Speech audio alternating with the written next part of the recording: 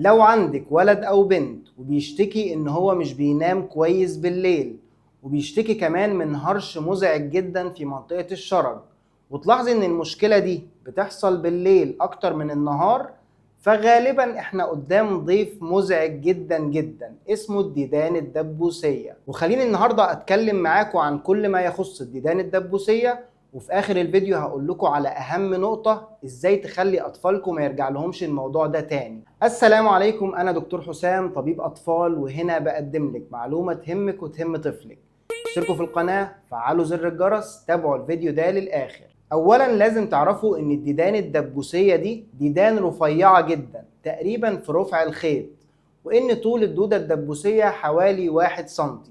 والديدان دي في الطبيعي بتعيش في أمعاء الطفل، وأول ما الطفل بيبدأ ينام بالليل بتبدأ الديدان دي تتحرك وتوصل لفتحة الشرج، وهنا بتبدأ تحط البيض بتاعها. وطبعا بمجرد ما الدودة تحط البيض بتاعها عند فتحة الشرج بيبدأ الطفل يهرش هرش عنيف في منطقة الشرج، ومع الأسف الشديد بيبدأ البيض بتاع الديدان ده يتراكم تحت الأظافر بتاعته، ويصحى الطفل تاني يوم يبدأ يقص في ضوافره ببقه أو يحط إيده في بقه، ويبدأ يبلع البيض من تاني ويدخل الجهاز الهضمي بتاعه، وتبدأ ديدان جديدة تفقس. وده طبعا اللي بنقول عليه العدوى الذاتية. ومش كده وبس، ده خليني اقول لكم ان البيض ده بيتنقل تقريبا لاي حاجة بيلمسها الطفل، من اول ملايات السرير للعب بتاعته لمقابض البيبان وكمان اللبس بتاعه. المصيبة الكبيرة يا جماعة ان البيض ده ممكن يعيش على الاسطح لمدة توصل ل3 اسابيع، وطبعا اي حد بيلمس البيض ده بيبدأ يحصل له عدوى. وطبعا كده مبروك، البيض حصل فيه غزو بالديدان الدبوسية. السؤال المهم،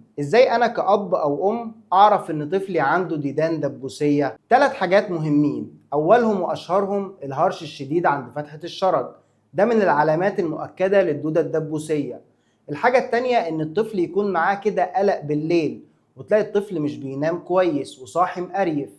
والحاجة التالتة طبعا انك تشوفي الدودة بعينك، تشوفي الدودة بالليل طالعة من عند فتحة الشرج، او تشوفيها في البراز بتاع الطفل او حتى في ملابسه. ودي كده الاعراض بالنسبة للاطفال. اما الناس الكبار ممكن يكون عندهم ديدان دبوسية ومش ظاهر عليهم اي اعراض. والسؤال الاهم دلوقتي، ايه العلاج وايه اللي اعمله يا دكتور عشان اطفالي ما ترجع لهمش تاني الدودة الدبوسية؟ خليني اقول لكم ان علميا وطبيا علاج الديدان سهل، واللي طبعا بيتمثل في مادة الألبندازول أو الميبندازول. الأهم بقى من العلاج القاعدتين الأساسيتين اللي هقولك عليهم وشوية النصايح اللي بعدهم. القاعدة الأولى يا جماعة إن الجرعة التانية مهمة جدا جدا. كتير من الأمهات للأسف بتدي الطفل الجرعة الأولى وبتطنش الجرعة التانية.